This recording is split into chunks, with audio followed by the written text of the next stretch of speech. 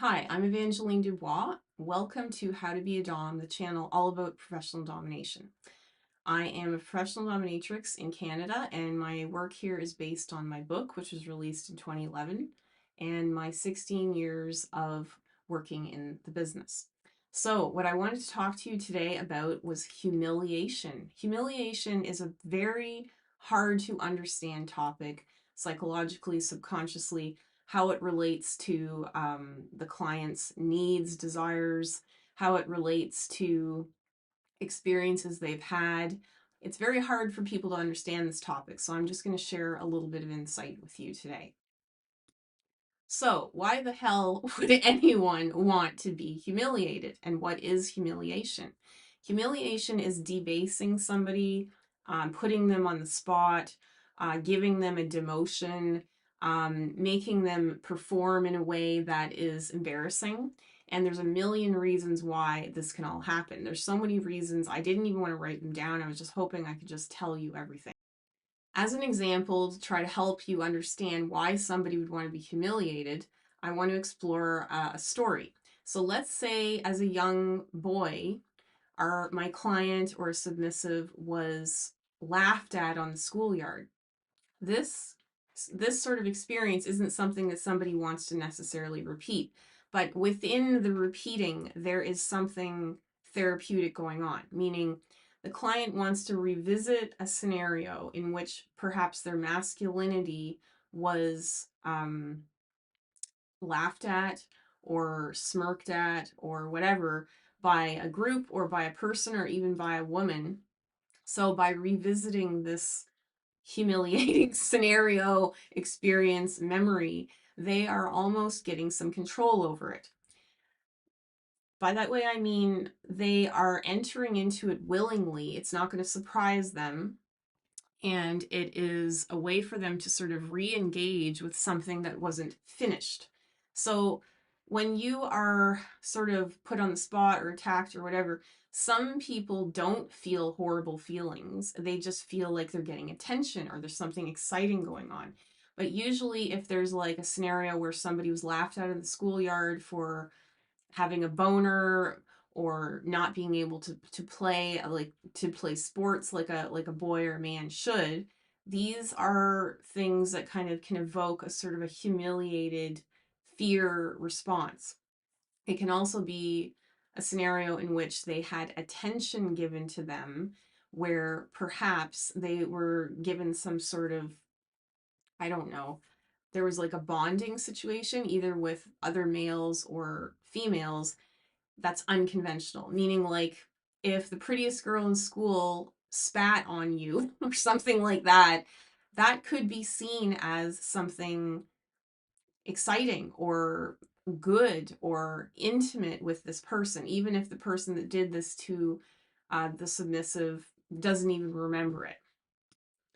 So, one of the reasons why someone would want to be humiliated, and like I said, this is a lot of this is subconscious, they won't even know, is because they feel drawn to that emotional and physical extreme. They may have had an experience in the past that they don't even link up to this experience. It's just something within their subconscious that they feel that they need to work out. It could be something in the past that made them feel extreme shame and they feel like they need to be punished for this. And being humiliated is a way for them to work through that energy and find a new sort of vibe or feeling about it. For example, I have a theater background, and one thing that you learn when you do deep dives into theater is you learn that when you are on a stage, you're performing a ritual. You are doing something where there is a script, there is control, and you are working through or acting through a scene. So in BDSM, you are a little bit of acting and you're doing a scene. You're going into a scenario and it's very much unscripted, but because of the parameters of BDSM, where the client and the Dom or the submissive and their partner would be working this out in advance, they know that they're going to be receiving something that they have some sort of warning about, It's not the same thing as somebody just, attacking someone on the street and humiliating them and yelling at them. It's very much a controlled situation that still embodies some of the uncertainty. Um, the client's never going to know exactly, what they're doing or how they're feeling, but it is something that can produce a catharsis, a change, a liberation within them. So when you're doing a ritual in life, which is like, I don't know, a birthday or, graduation or these things, this is something that we know what the parameters are. It is not sprung upon us. So a lot of men come to me. All men have had experiences where others have made fun of them, emasculated them, or whatnot.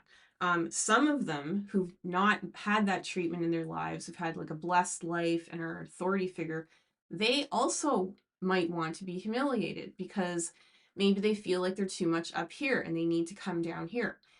Human beings, we're just full of free floating feelings, weird ideas, subconscious stuff going on. We don't always know why we're drawn to something or what we're going to do.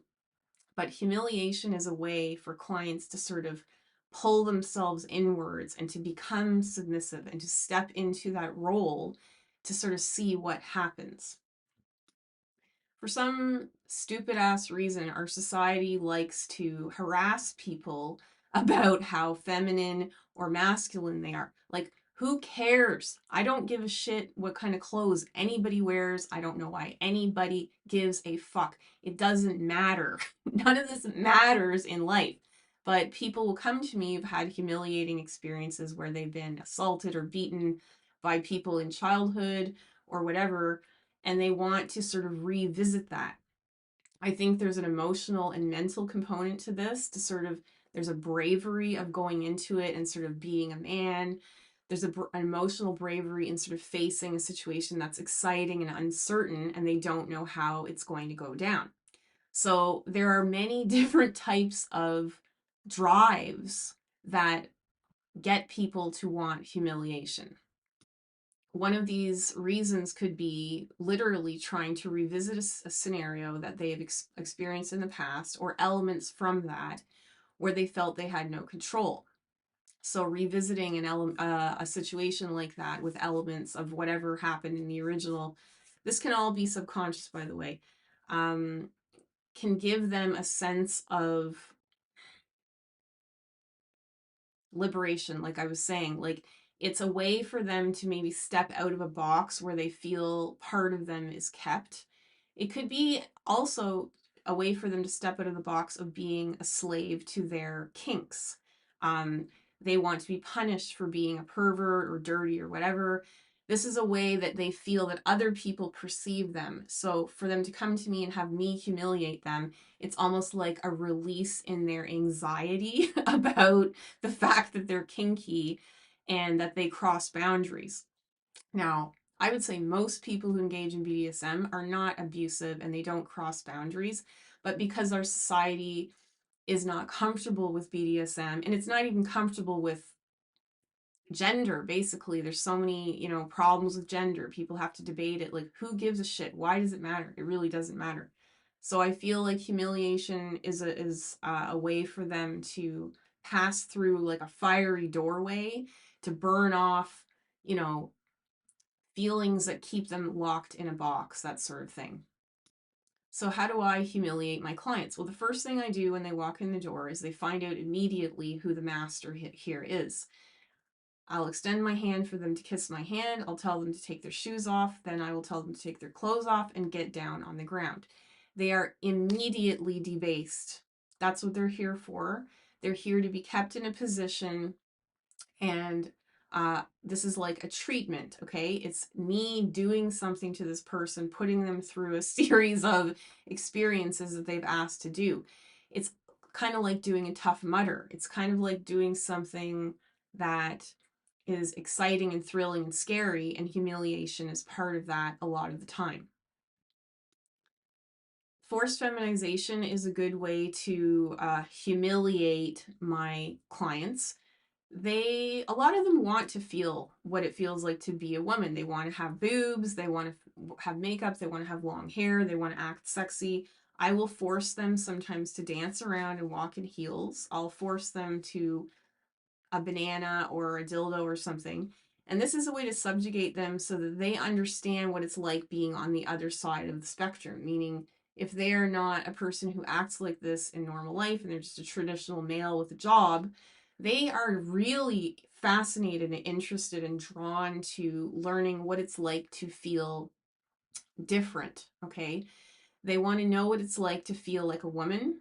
They want to know what it's like to feel vulnerable. And they want to know what it's like to be sexy and desirable and free. So when when I put these clothes on them, this might be an experience they've never had before. They might have tried on their girlfriend's underwear, but I'm the one saying it's okay to do this. Now, I'm also saying it's not okay to do this. It is okay, but some of them want to be told it's not okay because it's a way for them to feel some control or some, I don't know even what it is, some sort of approval for what they're doing, okay? So saying it's not okay sometimes means it is okay. Some other things a person can do to humiliate someone is to make them sit in the corner, to make them into obviously a punching bag, to make them into a piece of human furniture where you just sit on them, ignore them. You can tie them up and literally ignore them. You can put them in a cage. There's a million things you can do. But the biggest thing is verbal humiliation, like the way that I talk to my clients. I talk to them different ways, but mostly I degrade them. I don't degrade every aspect of them, though. I like to keep them feeling that they are in the presence of somebody who's very authoritative. They can trust me, but they have no idea what I'm going to do. And that's real. The real excitement in it is the uncertainty and the different sort of experiences and feelings that they're going to have when they're subjugated. So humiliation is a lot about calling them names. It's a lot about putting them in their place and making sure they understand they have no power in the situation. They do have some power because they can tell me if something's bothering them or if they want to stop. But this is a role play. So one of the most degrading things you can do to somebody is this is just an idea that I remembered. It's called a loser fountain. Okay, this is one of the most degrading things you can do. And there's lots of degrading things you can do. But the client will have to sit on a sofa, like in the corner, on their head, maybe not on a sofa, but in a corner with something underneath, and piss on their own face. Okay, so there are many creative ways to humiliate your client.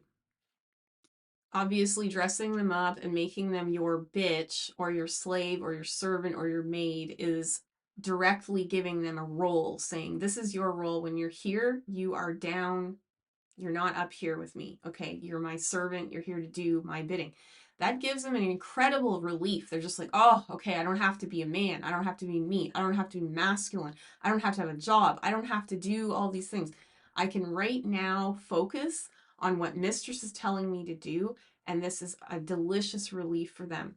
It also can give them structure, okay? Because when you have a kink and you don't have an outlet that's easy, you can kind of be all over the place. You can have feelings and experiences that are out of control. So when a client comes to see me, it gives them a bit of an anchor to their kink, and it gives them a little bit of direction. It gives them a little bit of sort of companionship. But most of all, it gives them a sense of escaping who they are in their everyday life. Some of these clients are seeking humiliation because they genuinely feel guilty about something they've done in their past, and then being male, not knowing how to resolve it, okay? So it could be something that happened a long time ago that they don't even link to their desire for humiliation. It could be a way of life that's going on behind the scenes that I don't know about, or maybe their family doesn't know about, something they feel is out of control and they want to be punished for it, okay? So there's a million reasons why someone could be desire humiliation. This is just a tiptoe into this, but I'm going to be talking a lot more about humiliation and giving some tips on how to humiliate your client, because there's lots of creative things that you can do that are a lot of fun.